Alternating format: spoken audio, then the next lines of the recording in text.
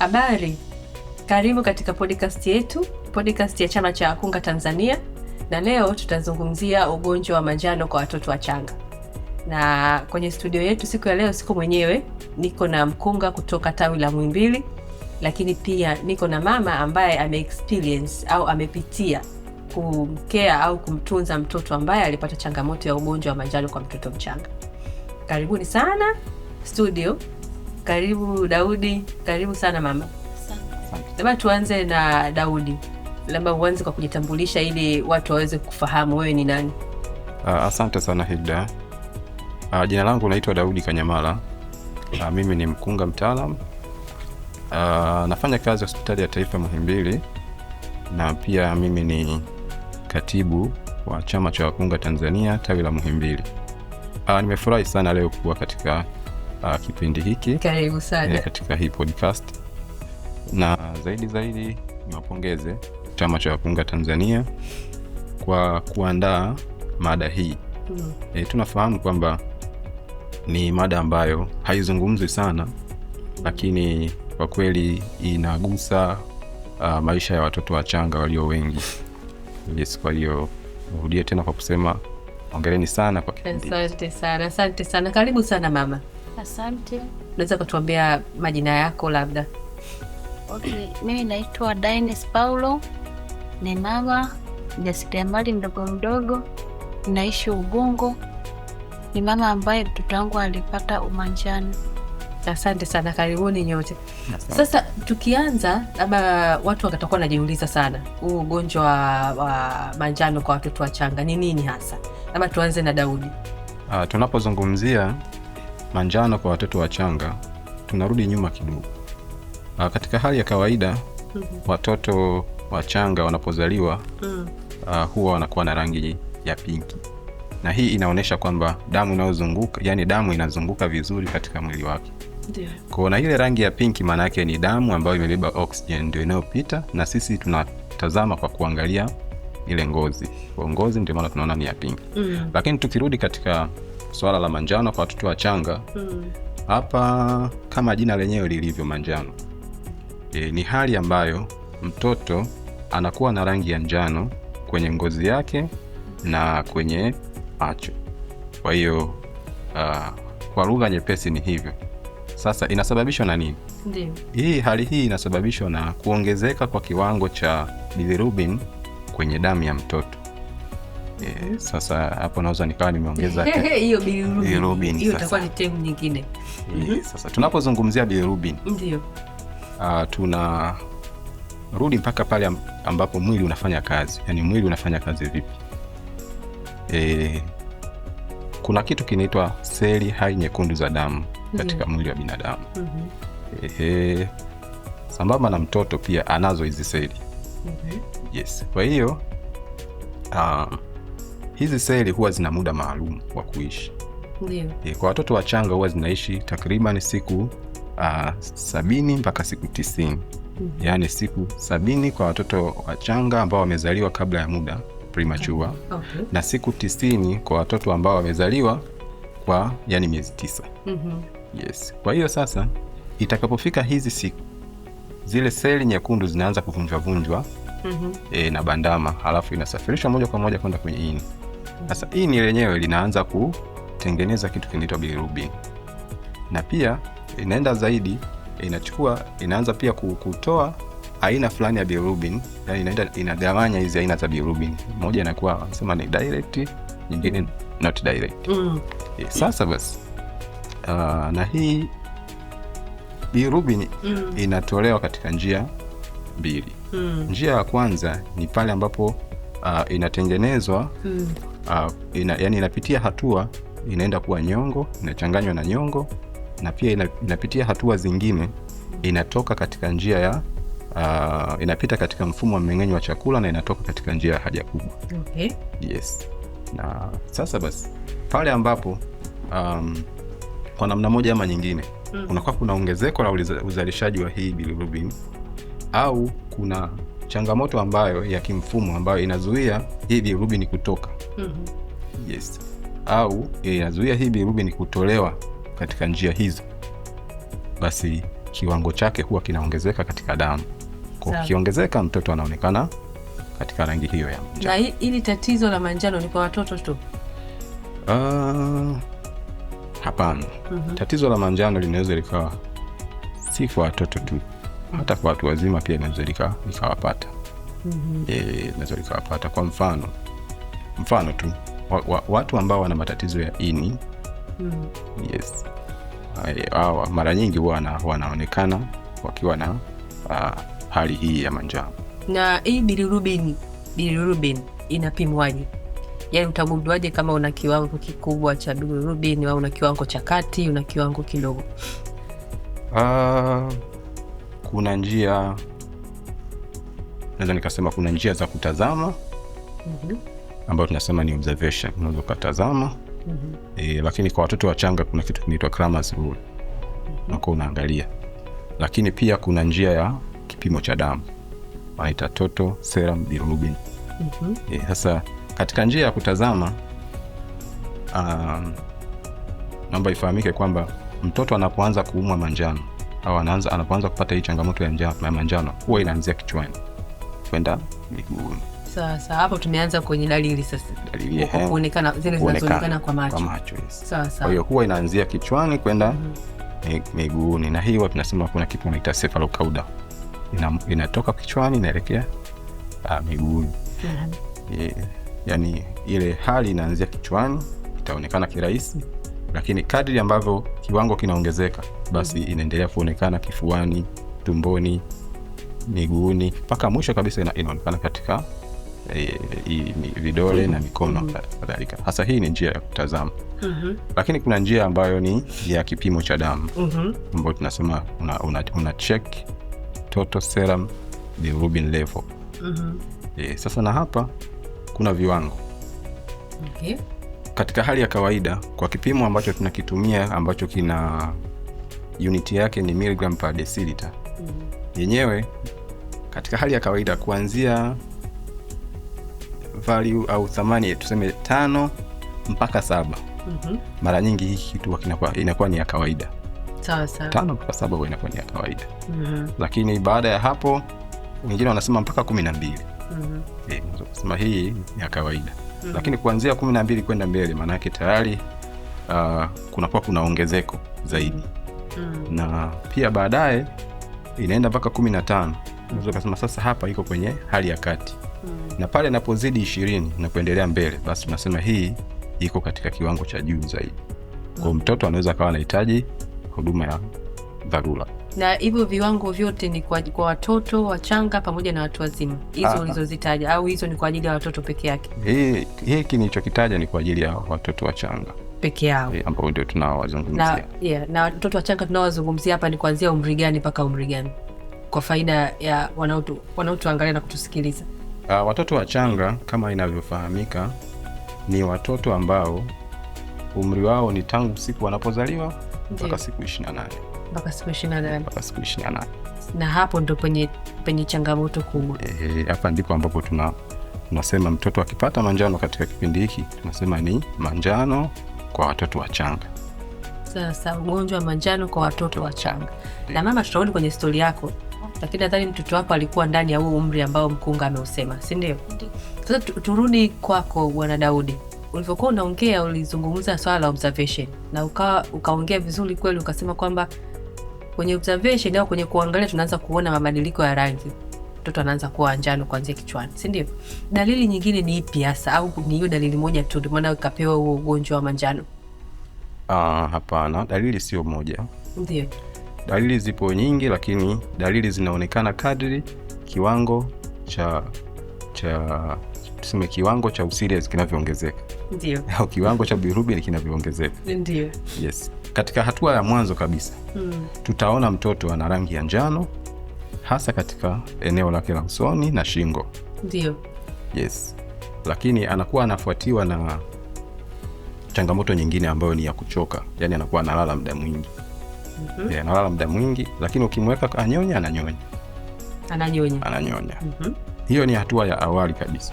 Unaona mtoto amechoka, muda mwingi analala, lakini pia ana rangi ya njano usoni na yes. Lakini katika hatua inayofuata, hatua ya pili, hapa mtoto anaanza kuchoka zaidi. Kwanza anakuwa na rangi ya njano ambayo inaweza ikaenda mpaka kifuani. Lakini kinachoongezeka ni kwamba anachoka zaidi. Choka zaidi. Yes. Na katika hatua nyingine unaona kabisa mtoto kiwango kile cha manjano kinashuka mpaka chini ya kitovu. Lakini kinachoongezeka kinaongezeka kingine kwamba mtoto anakuwa analia ambayo si kawaida, ambayo tunasema ni high pitched crying. High pitched crying, analia kwa ambayo si kawaida, na baadaye pia anaanza pia kushindwa kunyonya. Hata ukimpa kunania nyonya anakuwa anashindwa. Na pia unakuta saa zingine anaanza kukakamaa. Mtoto anakakamaa. Yes. Yeah. Na katika hatua ambayo ni mbaya zaidi, mtoto anaanza kupata degedege. Mtoto anapata, yani anakuwa kwenye koma. Tunaweza kusema ni kama anazimia kabisa. Anazimia kabisa. Nimeshapata kesi kama hizo. Kesi kama hizo tumekutana nazo. Na mara nyingi katika eneo langu mimi ambayo mara nyingi nilikuwa nafanyia kazi katika maeneo ambayo nimeshawahi kufanyia kazi. Ndio. Watoto wengi ambao waliruhusiwa na wakarudi, ndio ambao tulikuwa tunawapokea, huwa wanafika katika hii hatua ya kati. Unakuta mtoto tayari manjano yamesha kuwa, kiwango chake kimeshakuwa at least hatua ya kati. Kwa asilimia chache sana wanakuja kwenye hatua ya mwisho, hatua ya awali, na pia hatua ya mwisho pia ni watoto ambao si wengi sana. Lakini pia tumeshakutana nao pia. Sasa umeongelea swala la mtoto kulala sana. Sisi tunavyojua ni kwamba umetoka kujifungua, unanyonyesha mtoto wako, akimaliza kunyonya vizuri unatamani alale ili upate muda wa kupumzika. Sasa sijajua hilo tunaliwekaje, kwa sababu wasije tukashtua pia na wengine huko wakasema mwanangu akiwa ananyonya lakini akalala muda mrefu. Inawezekana, japo sijaona unjano, yani sijaona unjano, lakini mtoto wangu analala sana. Hebu tuweke clear hapo, mkunga tusaidie. Sawa, asante. Kila kitu ni kwa kiwango. Kila kitu ni kwa kiwango. Kwa hiyo mtoto naye pia kuna muda anaamka. Kwa mfano mara nyingi mtoto huwa anaamka pale ambapo anakuwa labda anatoka kujisaidia. Tunatarajia mtoto huyu ataamka. Mtoto akiwa na njaa tunatarajia ataamka. Na mara nyingi ndani ya masaa matatu. Kila baada ya masaa matatu tunatarajia mtoto huyu atakuwa na njaa, ataamka, atalia. Lakini pale ambapo unaona mtoto huyu hata kipindi hicho, ndio hata kipindi hicho mtoto huyu haamki, pia anakuwa anaendelea kulala. Au unakuta saa zingine joto, ndani kuna joto lakini mtoto pia haamki. Au kuna baridi, mtoto haamki. Pia hapa lazima kama mlezi au kama mtaalamu lazima uweze kutathmini kuna nini zaidi ya kuna nini ndani ya usingizi, ndani ya usingizi huo au mtoto ni mvivu. Kuna ndio anasema hivi au nakosea kwamba mtoto kazembe kanapenda sana kulala. Unajua pia tukachukulia vitu kirahisi, kuona kwamba mtoto anapenda kulala muda mrefu, mtoto wangu anapenda kulala muda mrefu na relax. Kumbe kuna wakati ni kitu ambacho kinatakiwa kikupe alert. Nilichojifunza hapa ni kwamba tunatakiwa pia tuangalie, tuwe na uwezo wa kufuatilia watoto wetu mida yao wanapokula, wanapolala, hata kama wakiwa ni watoto wachanga. Si ndio? Ni kweli kabisa. Sasa nilikuwa nataka turudi nyuma kidogo. Tumeongelea kuhusu ugonjwa wenyewe wa manjano kwa watoto wachanga ni nini, lakini pia ukazungumzia dalili zake ni zipi. Lakini turudi kwenye visababishi. Ni nini kinasababisha mtoto kupata ugonjwa wa manjano? Asante sana. Manjano kwa watoto wachanga. Tunaweza tukagawanya katika sehemu mbili. Ndio. Hatua kigawanyo cha kwanza tunasema ni manjano ya kifiziolojia. Okay. Na pili tunasema manjano ya kipatholojia. Sasa katika manjano ya kifiziolojia haya tunatarajia tu tutaona. Hali hii tunatarajia tu tutakutana naye, kwa sababu mtoto anapokuwa tumboni kwanza, ili aweze kuishi au aweze kusurvive, kuna adaptation.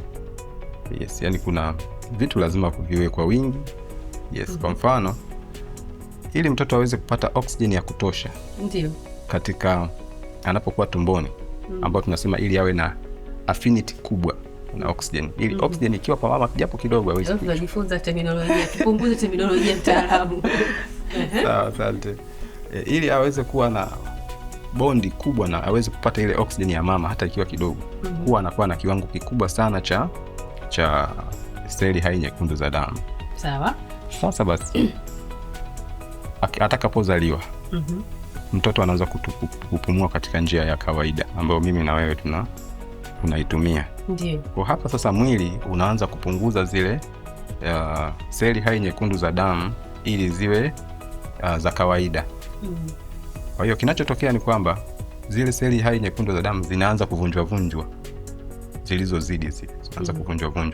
Sasa zinavyovunjwa ndio kama nilivyoeleza awali, zinaenda kwenye ini ili vinatengeneza kitu kinaitwa bilirubin. Sawa?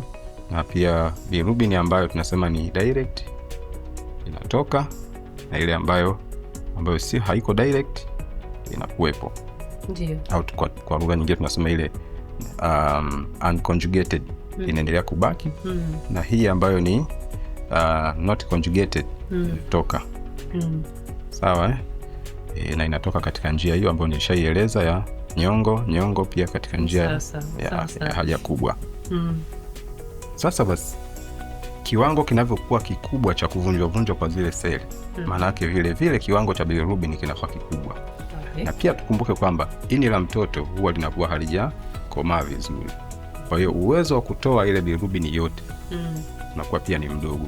Kwa hiyo ndani ya masaa 24 au baada ya masaa 24 au ndani ya siku 3 za mwanzo lazima tutaanza kuona hali ya manjano kwa mtoto. Ndani ya siku 3 za mwanzo baada ya mtoto kuzaliwa. Baada ya masaa 24. Baada ya masaa 24 mpaka siku 3 pale. Pale kiwango kile cha kuvunjwa kinakuwa katika hali ya juu. Kwa hiyo tunakuwa tunaona mtoto anakuwa anaonesha hali hiyo ya manjano. Sasa hali hii pia inaweza kusababishwa na mtoto kutonyonyeshwa vizuri.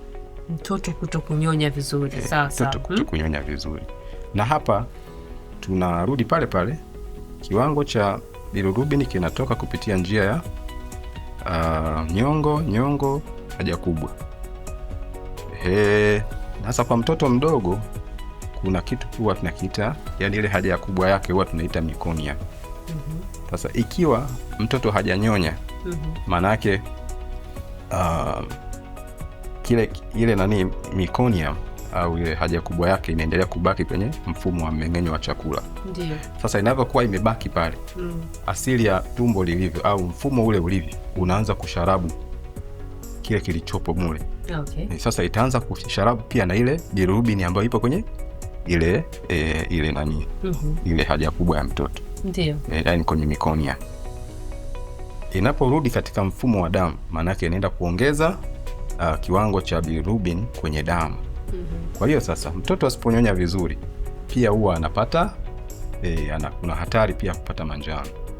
Na mara nyingi watoto wengi ambao wanaonesha hali ya manjano katika kipindi hiki, katika hizi siku za mwanzo, ukiangalia sana wengi wanakuwa hawajanyonya vizuri. Hapo kwa kumbe kunyonyesha kuna umuhimu wake mwingi sana, kama nimekupata vizuri. Of course tutajifunza pia kutoka kwa mama, lakini kwamba kitu kimoja ambacho nimekipata hapo ni kwamba swala la unyonyeshaji kwa kina mama ni muhimu sana, kwamba linazuia vitu vingi mbali na hivyo tunavyovifahamu, lakini pia leo tumejifunza kuhusu ugonjwa wa manjano ambao pia na wenyewe unasababishwa na nini? Mtoto kuto kunyonya vizuri. Si ndio? Ndio. Sawa. Sasa turudi kwenye swali lingine ambalo natamani watu walifahamu, ni kwamba wanasema kuna hizi imani watu wanazo kuhusu masuala ya ugonjwa wa manjano. Ni kweli. Sasa sijajua hizo zinakuwa zinawaathiri vipi nyinyi kama wakunga au watu wa huduma kwenye maeneo yenu ya kazi? Tukirudi katika swala zima la imani, yani tunazita imani potofu sasa. Tuanze na imani kwanza. Hiyo potofu mpaka kisayansi au twende ni potofu? Tuseme imani. Imani, lakini imani ambazo tunaweza tukasema ni potofu. Hizi imani potofu kwa ujumla wake huwa zinamchelewesha mtoto kufika hospitali. Mfano, kwa mfano, mama anaweza akagundua kwamba mtoto anaanza kupata dalili za manjano. Amekaa ameona tayari mtoto ameanza kupata rangi ya manjano, labda usoni na shingoni, mkojo anaotoa na kadhalika. Lakini sasa kutokana na imani au jamii fulani inavyoamini, anaweza wakamwambia fanya kitu fulani. Kipi sasa hapo? Tuficheni, jaribu kuniambia kiukweli kwamba imani ni hizi na wanaambiwa wafanye hivi. Kwa mfano katika mazingira ambayo mimi nimeshakutana nayo, wengi wanaambia bwana mweke juani. Mfano, mweke juani, lakini anapomwambia mweke juani, si kwamba lile jua linaweza likaondoa ile nani manjano. Bali inaweza ikasababisha matatizo mengine. Sababu pia hatujui anamweka juani katika kiwango gani ambacho hakijathibitishwa kisayansi. Ndio. Yes, kwa hiyo ni moja katika imani ambayo tunaweza tukasema ipo, watu wanafanya, lakini haitusaidii sana. Zaidi inamchelewesha mtoto kupata huduma. Lakini ya pili ni kwamba mtu anaweza akasema huyu mtoto bwana, hapa kuna upepo mbaya umepita. Upepo mbaya unamaanisha nini? Yani upepo wa kisulisuli. Upepo mbaya unamaanisha nini? Amerogwa. Bwana amerogwa. Ndio maana liko hivi. Na pia wengine wanaweza kusema kwamba labda hii ni hali ya kawaida tu, haina changamoto yoyote ile. Akapuuzia tu kwenda hospitali kutokana na imani yake. Kwa hiyo tunaweza kusema hizi imani potofu kwa ujumla wake zinamchelewesha mtoto kwenda kupata huduma ambayo alistahili. Lakini na pia inafanya mpaka hawa watoto tunawakuta katika hali ambayo hatuwezi tukawarudisha katika hali yao ya kawaida. Hapo turudi kwamba inamchelewesha mtoto kimaanisha kwamba ni madhara gani mtoto anapata kwa kuchelewa kuja hospitali, na faida zipi anazipata mama anapomwaisha mtoto kuja hospitali. Sawa. Mtoto akichelewa kufika hospitali, anaweza akapata athari zifuatazo. Moja, anaweza akapata mtindio wa ubongo, yani cerebral palsy. Lakini pia anaweza akawa na ugumu kuelewa darasani, anashindwa kugrasp vizuri. Na pia anaweza akapata kitu tunakiita koma, akaenda kwenye koma, ambayo ni hali ya hatari sana. Na zaidi mtoto huyo anaweza kupoteza maisha. Yes, kwa kuchelewa kufika hospitali kutokana tu na labda tuseme imani potofu. Na sio kosa lake, obviously ni kosa la wazazi wake. Mtoto wa siku ngapi? Kosa la wazazi wake. Na pia ni tunaweza tukasema ni labda uelewa ulikuwa sio kosa, kwa hiyo ni uelewa mbovu, kwa hiyo kutokujua ndio. Okay, sawa. Sasa tupoze hapo kwanza, turudi kwa mama. Labda tukianza kwako sasa, tuambie safari yako ya kulea mtoto ambaye alipitia au aliugua ugonjwa wa manjano kwa watoto wachanga. Okay. Mimi nilijifungua katika kituo kikubwa cha afya hapa Dar es Salaam. Nilijifungua mtoto alikuwa na kilo 4 na gramu 900.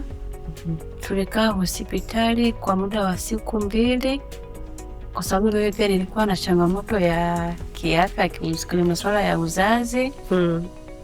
Kwa hiyo tulivyoruhusiwa nikapewa mtoto, tukaenda nyumbani niendelee kunyonyesha mtoto kama kawaida. Lakini niliporuhusiwa hospitali, kesho yake nikaanza kuona mtoto amebadilika rangi yake ya ngozi katika maeneo ya puani. Hiyo ni baada ya muda gani samani? Nimerudi baada ya kukaa hospitali siku 2. Nikaja nikaruhusiwa. Ndio. Kesho yake sasa, yani siku ya pili baada ya kutoka hospitali, ndio nikaanza kuona mtoto ana rangi ya manjano hapa kwenye maeneo ya pua, kusogea kidogo kwenye mashavu mpaka hapo kwenye chini ya midomo ana rangi ya manjano. Basi nikaendelea kunyonyesha, japo maziwa yalikuwa hayatoki sana, yalikuwa yanatoka kidogo sana. Nikakaa kwa muda, nilipokaa siku ya kwanza, siku ya pili yake tena nikaona manjano inazidi usoni. Kwenye mashavu mpaka kwenye paji la uso. Nikaendelea kunyonyesha hivyo hivyo, japo maziwa yanatoka hivyo hivyo kwa shida. Kunyonyesha hivyo hivyo. Siku ya 3 ndio nikaona paka kwenye macho. Macho pia yamekuwa ya njano kushuka paka huko shingoni. Basi nikakaa hivyo, nikaendelea kumnyonyesha hivyo hivyo, maziwa yanatoka hivyo kwa shida kidogo. Nikakaa siku ya 4 ndio nikaona sasa manjano imeshuka paka maeneo ya kifuani kwa mtoto. Nikawaonesha wakubwa ambao nilikuwa naishi nao, ambao ni wakwe zangu, mama mkwe wangu na mama yangu mzazi. Nikamuonesha hiyo hali, akaniambia endelea kumnyonyesha, lakini ikifika asubuhi nimtoe nje. Apate ile jua la asubuhi. Asubuhi sana. Kana mtoa mtoto nje, namnyonyesha hivyo, maziwa kidogo yanatoka. Namwanika nje juani, baadaye namrudisha ndani. Nakaa naye nje dakika 5, baadaye narudi naye ndani. Nikaendelea kunyonyesha hivyo hivyo. Siku ya 5 nikaona sasa mpaka maeneo ya tumboni mtoto anazidi kupata manjano, alafu unazidi kumkolea. Basi nikamshauri njano hii tunaijua sisi. Njano kabisa. Yaani njano kabisa imekolea. Yaani hata akija mtu akaenda lazima tu ataona mbona huyu mtoto yuko hivi. Basi ndio nikamshauri mume wangu, nikamwambia mtoto kwa hivi anapokuwa, alafu sasa alikuwa amepunguza pia kunyonya. Unakuta muda mwingi mtoto anakuwa amesilizia, amelala sana. Nikimwamsha anaamka kidogo, ananyonya, anarudi tena kulala. Ndio. Mimi naendelea kumwamsha, mtoto anakuwa amechoka. Muda mwingi nikimshika mtoto ananiwa moto, joto kama limepanda. Basi nikamwambia mume wangu nabidi tuende hospitali. Nikamwambia pia na ambao nakaa nao hapo nyumbani nabidi tuwahi hospitali. Wakaniambia sawa, mpeleke tu, lakini ungeendelea kumwanika zaidi juani angekaa tu vizuri, lakini wewe endelea kumnyonyesha. Mimi nikamwambia hapana. Cha muhimu ngoja kwanza niende wapi, kule kwa wataalamu wa hospitali ambao wanaweza wakawa wanajua wao zaidi kuliko sisi. Basi ndo nikamtoa mtoto, tukatoka hapo nyumbani tukaenda kituo cha afya pale nilikojifungulia, hospitali kubwa. Nikampeleka mtoto, wakampokea. Basi wakachukua historia pale kwamba ilikuwaje. Nikamwambia tu ilivyoanza. Wakaniambia ulikuwa unafanyaje? Nikamwambia nilikuwa namnyonyesha tu, lakini maziwa hayatoki sana, yanatoka kidogo. Wakaniambia okay sawa. Wakampokea mtoto, wakampeleka wodi ya watoto. Mimi mama nikaenda wodi ya wamama, nikawa nakaa kule. Baadaye mtoto nikawa naenda kumnyonyesha mtoto kila baada ya masaa 3. Nilipoenda mara ya kwanza nikakuta mmwekea mtoto drip. Ndio manesi wakaniambia mtoto tabii tumwekee drip kwanza, kwa sababu nadhani atakuwa pia hashibi. Mtoto atakuwa na njaa na bado alikuwa amechoka sana. Basi mimi nikawa nimekubali, nikamwambia sawa, hamna shida, kama tutamsaidia mwanangu mimi sina shida, nyendeleni tu na matibabu, tuko pamoja. Basi nikawa naendelea kukamua sasa maziwa. Akaniambia sasa itabidi ukamue tuone unapata maziwa kiasi gani. Nikajitahidi kukamua na kamua. Baadaye wananiambia okay sawa, lakini maziwa yako unapata maziwa kidogo. Lakini endelea tu kumpa mtoto. Nikawa naendelea kumpa mtoto hivyo maziwa. Basi nikarudi odini kwangu. Baadaye na baada ya masaa 3 tena nikarudi kwa mtoto kwenda kunyonyesha. Kurudi baadaye ndo nikakuta hiyo ni siku ya kwanza. Siku ya pili yake sasa, baada ya kwenda kwa mtoto ile asubuhi saa 12, nafika sasa naambiwa, wakunga wakaniita. Wakaniambia mama, kulingana na hali ya mtoto nampa drip, maziwa unapata pia ni kidogo, inabidi tumweke mtoto kwenye mashine. Kwa sababu mashine ndio itakayomsaidia zaidi. Ndio. Basi nikamwambia hamna shida, nitakuwa mmenisaidia pia. Chamu mtoto wangu awe hai, ndio kwa atamsaidia. Ndio. Basi wakamweka mtoto kwenye mashine, wakaniambia pia lakini wewe kumweka kwenye mashine inabidi wewe unakuja kumnyonyesha pia kila baada ya masaa 3 uje kwa mtoto. Sawa sawa. Nikamwambia hamna shida. Basi ndio mtoto akakaa kwenye mashine, akaekwa kwenye mashine, nikaanza kumnyonyesha kila baada ya masaa 3. Ndio. Ndio. Na kwenye mashine alikaa kwa muda gani? Kwenye mashine alikaa kwa muda wa siku 2. Kwa siku 2. Ndio. Na baada ya kutoka kwenye mashine nini kiliendelea? Nilipoenda siku ya 3 ndo akaniambia ndio inabidi tumtoe sasa kwenye mashine. Wewe inabidi sasa ujitahidi sana kula vyakula ambavyo vitakusaidia maziwa yatoke kwa kasi. Ndio nikauliza vyakula gani, wakanielimisha vyakula vya ambavyo natakiwa kula. Wakaniambia napaswa nile sana sana mbegu za maboga. Alafu unga wa mbegu za maboga au mbegu za maboga ambazo zimekaangwa, zimeshwa kwenye moto kidogo, niwe natafuna na kunywa na maziwa au na kunywa na chai. Alafu akaniambia ninywe nile vitu vya maji. Ni maji mengi sana. Ninywe vyakula vya moto vya maji vimiminika, juisi, ili maziwa yachanganye kutoka. Nikawa nimefanya hivyo, nikakaa siku ya 3, siku ya 4 ndo nikaona maziwa sasa nanilile imeongezeka kutoka. Yani sio tena kwa uchache, alikuwa sana toka mengi kidogo kidogo, ndo baadaye akatoka mengi zaidi. Ndio. Sasa turudi kwenye experience yako au uzoefu wako wa kumwangalia huyo mtoto. Kipindi kabla hujaenda hospitali, umetuambia kwamba ulipitia hizo changamoto, kwamba kuna watu walikuwa wanakuchelewesha kufanya maamuzi ya kumpeleka mtoto hospitali, labda nikitumia lugha hiyo. Kukupa zile triki au namna ambavyo wao walikuwa wanafanya huko zamani, kama kuweka kwenye jua, tegemea kwamba atabadilika, si ndio? Sasa hebu tuambie experience yako. Wewe ulikuwa unamweka kwenye jua, yani ulikuwa unaona nini? Ulikuwa kuna mabadiliko yote ulikuwa unaona, au yani wewe ulikuwa unaona nini kwenye unjano wa mtoto? Kwa kweli mimi nilikuwa sioni kama mtoto anapata nafuu yoyote. Lakini kwa sababu sasa ni watu wazima, niliona ngoja niwasikilize, kwa sababu pia wao ni wazoefu zaidi. Mimi ni mtoto wa pili na mtoto wangu wa kwanza hakupata hiyo changamoto. Huu ni uzao wako wa pili? Uzao wangu wa pili. Kwa hiyo huyu wa pili amepata hiyo changamoto.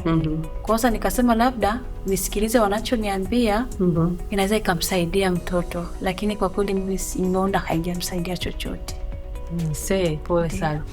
Na tukirudi katika swala la kunyonyesha, umesema kwamba baadaye aligundua kwamba maziwa yalikuwa ni changamoto kwako. Sasa natamani kufahamu kwamba je, wakati wanatambua hilo, kabla ya kujifungua, hiyo elimu ulipewa hapo awali au ndo kwa mara ya kwanza ulikuwa umeisikia? Hiyo imekaaje? Asante. Kuhusu elimu, kwa kweli tunaelimishwa kliniki. Na tunaelimishwa pia tukishajifungua. Tunaelimishwa kliniki ya wajawazito. Tunaelimishwa. Na kliniki pia baada ya kujifungua tunapewa pia elimu. Ndio. Lakini sasa naona mama hatuzingatii sana. Kwa sababu mimi nimeona kwa mtoto wangu wa kwanza maziwa nilipojifungua, nimekaa masaa machache maziwa yakaanza kutoka. Kwa hiyo kwa sababu nilijifungua muda wa asubuhi saa 11, mtoto wangu wa kwanza nimefika saa 6 mchana maziwa yameshachanganya kutoka kabisa. Kwa hiyo mimi sikuona kwamba, sikutilia sana marani ile elimu waliokuwa wanaitoa. Nilijua tu kama itakuwa tu kama mtoto wa kwanza maziwa yatatoka vizuri. Ndio. Kumbe hali ikaja kuwa ya tofauti, si ndio? Ni changamoto zipi au hofu zipi ukutana nazo wakati umeanza kuona mtoto sasa anaanza kubadilika? Umesema umeanza kuona anabadilika hapo. Ndio. Wewe kama mama, ni hofu zipi ulikuwa nazo au changamoto zipi ulikutana nazo kwenye kufanya utambuzi? Nilihofia kwa sababu sasa kwa mtoto wa kwanza hajapata hiyo shida. Kwa hiyo sasa nikawa nawaza sasa huyu amepata shida gani? Yaani nikawa nahofia kwa mama, ndio nampoteza mwanangu, anaumwa nini? Ni kitu gani hiki? Maana mimi nilikuwa sijui chochote kuhusu ugonjwa wa manjano. Kwanza nilikuwa nawaza sasa hichi ni kitu gani mtoto wangu anapata, labda kuna mtu mbaya labda kaja kamtizama mtoto kwa jicho baya au ni nini? Kwa hiyo ndo baadaye sasa nikaambia wanaokaa nao pale kwenye familia, ni kitu gani hiki? Na wenyewe wananiambia hiki ni kitu cha kawaida tu. Nikaambia je, mwanangu kama ni chakula, mtoto hanyonyi, analala muda mrefu, anakuwa amechoka.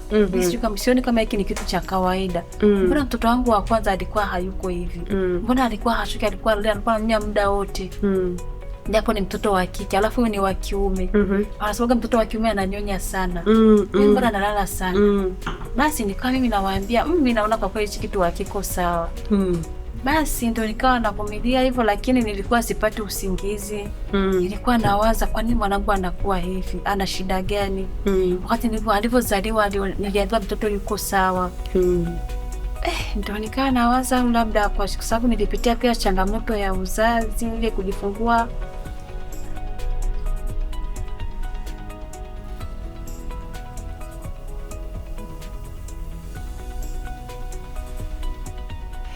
Lakini namshukuru Mungu. Mwanangu alikaa vizuri, nilipompeleka hospitali ile hofu iliisha. Wakunga walivyonipokea, walinielimisha vizuri. Wakaniambia usipate. Hofu gani hiyo ulikuwa nayo? Tuko na mkunga Daudi hapa. Maana tunataka tuondoke hapa kila mtu ana hofu au nimekosea? Hofu gani ambayo ulipitia ambayo kidogo ilikufanya ukahisi hivyo? Nilikuwa nahofia kama mwanangu ndiye anakufa. Kwa sababu sasa mtoto hanyonyi, analala sana. Na mimi anapandisha joto. Sielewi hapa nafanyaje.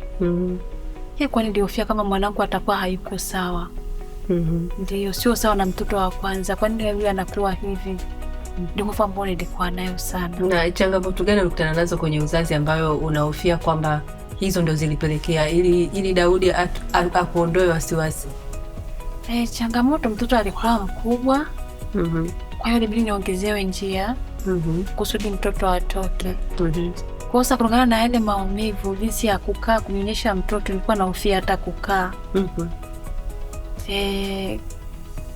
Ndio hiyo changamoto kubwa. Au unasemaje hapo mkunga Daudi? Ni kweli wakina mama wanapitia changamoto nyingi wakati wa kujifungua. Lakini kikubwa nafikiri kinachotakiwa ni elimu. Kwa sababu kwa mfano swala la kunyonyesha mtoto kama alivyoeleza madamu hapa, kuna mikao mingi ambayo mtu unaweza kukaa ukanyonyesha mtoto, lakini nafikiri kinachotakiwa ni elimu katika jamii na katika maeneo yetu ya kazi, ili hawa wakina mama waweze kuwa na njia mbadala nyingi ili waweze kumnyonyesha mtoto, na pia approach, naweza kusema hivyo, ni namna gani unaifikisha ile elimu kwa mama. Kwa nafikiri hicho ndio kitu ambacho lazima tukiongeze hapo. Swala la kuongezewa njia ni kweli ni jambo ambalo linafanyika, lakini linafanyika katika njia ambazo tunaweza kusema ni nzuri, na lengo linakuwa ni nzuri mara nyingi. Kwa hiyo niweza nikasema tu ni elimu kwa kina mama ili waweze kujua njia mbadala zingine za kuweza kukaa na kunyonyesha mtoto. Yani nasema kwa lugha nyingine tunasema ni position. Njia salama ya kunyonyesha mtoto ni ipi? Ukiwa umelala, ukiwa umekaa?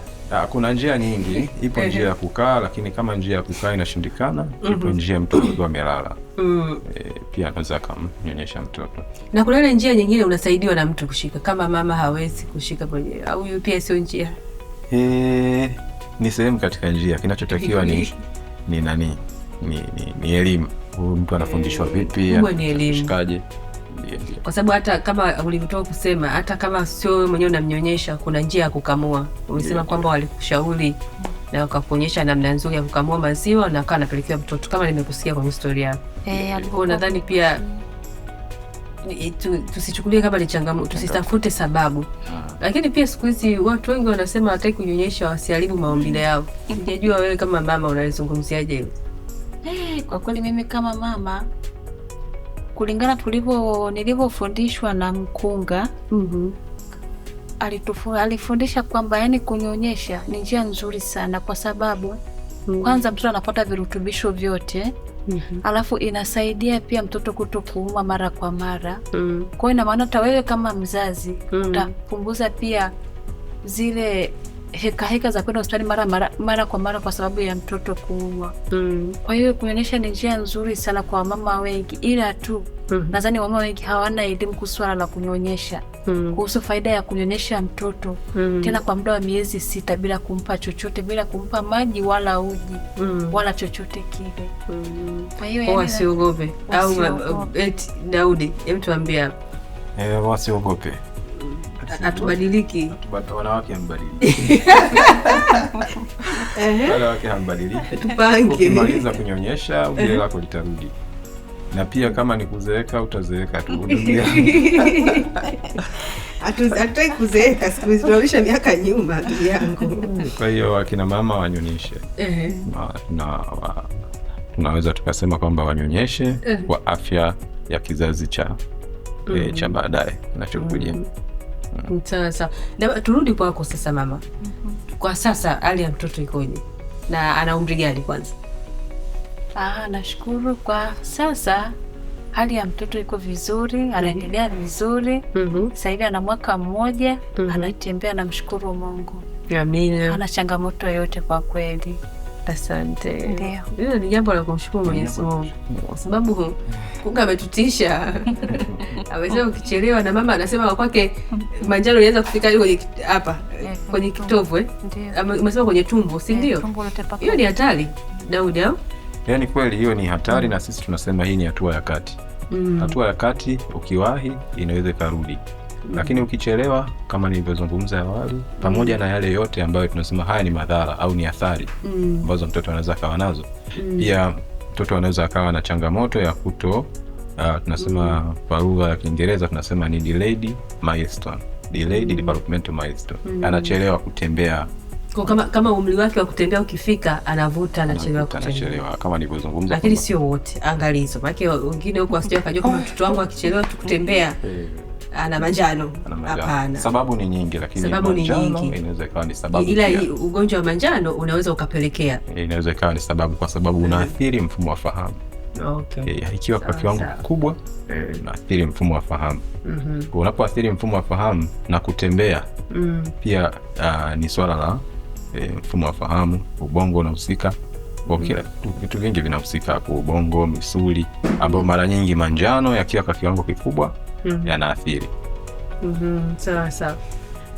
Na mara nyingi, ama niulize, sikumbuki nilishauliza huko nyuma, lakini natamani kufahamu, mara nyingi watoto wa umri gani wanapata sana hii changamoto ya manjano? Asilimia kubwa iko kwenye kundi gani? Watoto njiti au wanaozaliwa ambao sio njiti, wanaozaliwa kwa wakati, ambao wazaliwa kwa wakati, wiki ngapi? Yani tupe kidogo hapo. Wengi wenye riski ni watoto gani? Asante. Tukizungumzia tuseme riski ni vihatarishi. Vihatarishi vya kupata manjano. Kupata manjano. Kwanza kabisa, kundi kubwa ambalo linaingia ni wale watoto ambao wanazaliwa kabla ya muda wao, yani premature. Ndio. Hii ni kundi kubwa ambalo linakutana na hii changamoto, kwa sababu ini lao huwa linakuwa halijakomaa kiasi kikubwa. Lakini kundi ambalo linaingia lingine ni wale watoto ambao wamezaliwa na kina mama ambao wana infection. Wapata infection kipindi hicho, kwa hiyo inaweza ikaathiri mifumo na mtoto akawa na changamoto hiyo. Infection kwa Kiswahili tunasemaje? Maambukizi ya bakteria. Wadudu wale. Kwa lugha moja huwa tunaita twitches. Kuna bakteria kama 5 hivi. Ambao mara nyingi ni kawaida huwa wanakuwepo. Wanaweza wanakuwa mara nyingi wanaathiri wakina mama wajawazito. Sawa. Kwa hiyo watoto wanaozaliwa na wakina mama wenye maambukizi ya bakteria au virusi. Virusi hivi ambavyo tunasema cytomegalovirus. Sio hivi virusi vingine ambavyo watu wanaweza wakafikiria. Kwa hiyo bora ututoe dauti. Sawa. Lakini pia wengine ambao wanakuwa kwenye athari hiyo ni wale ambao wanakuwa wakina mama hawana uhani. Tuseme wakina mama wanashindwa kunyonyesha kwa wakati, yani mtoto kazaliwa lakini mama hawajanyonyeshwa kwa wakati. Kwa hiyo watoto hao pia wanaingia.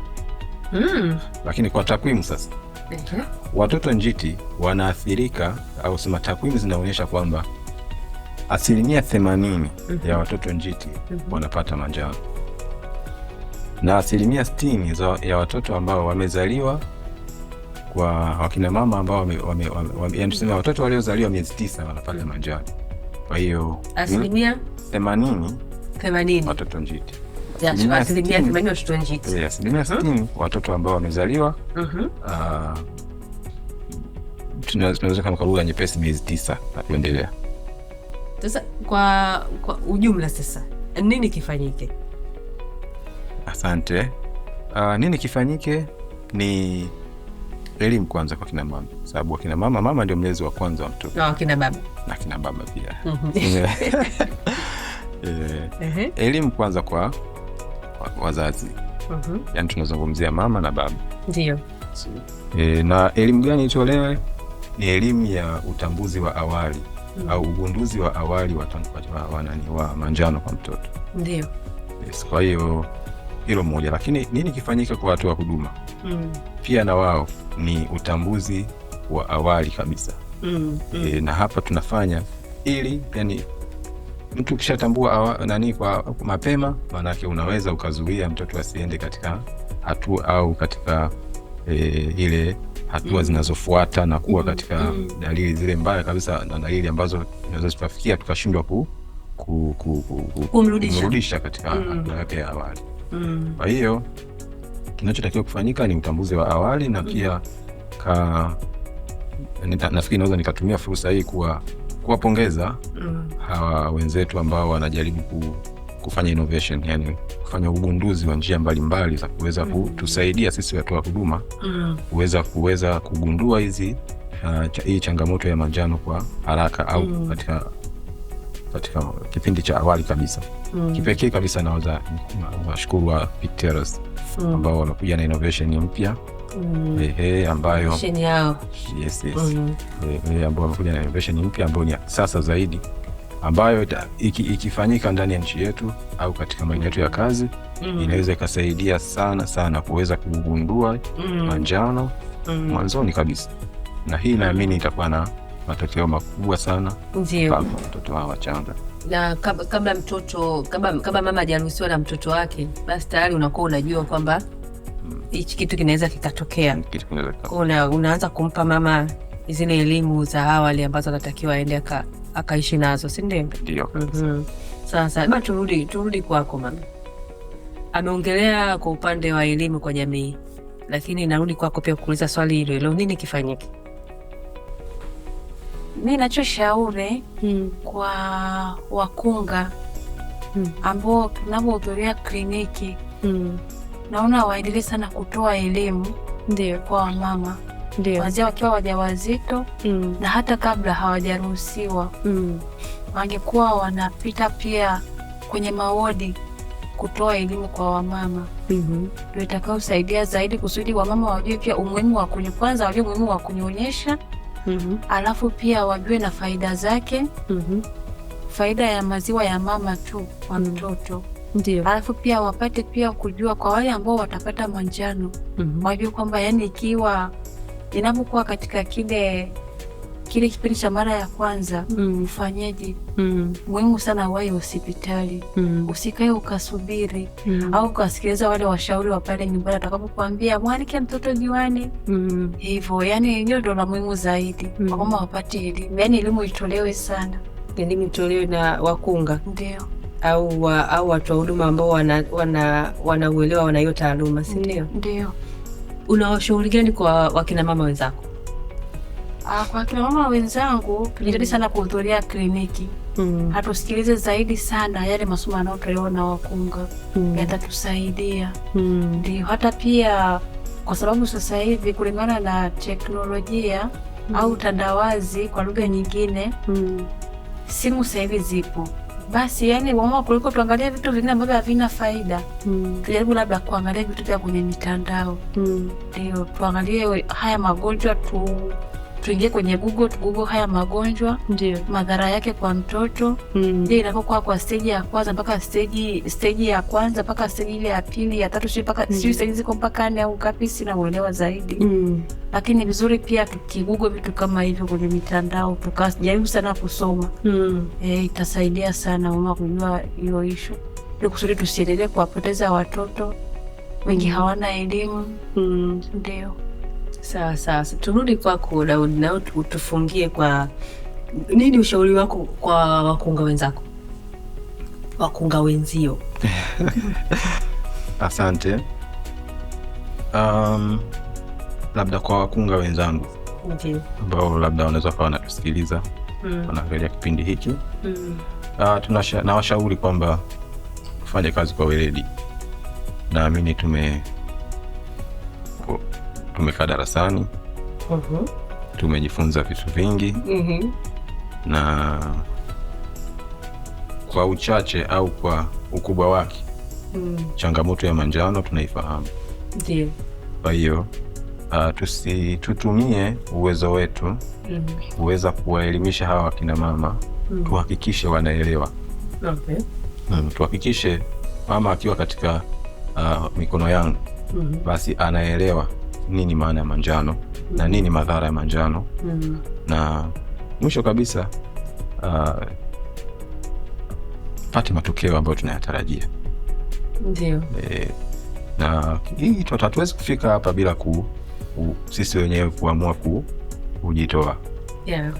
Na mwisho kabisa teknolojia zinazokuja tuzitumie vizuri. Kwanza tuzipokee kwanza. Lakini pili tuzitumie vizuri. Yeah.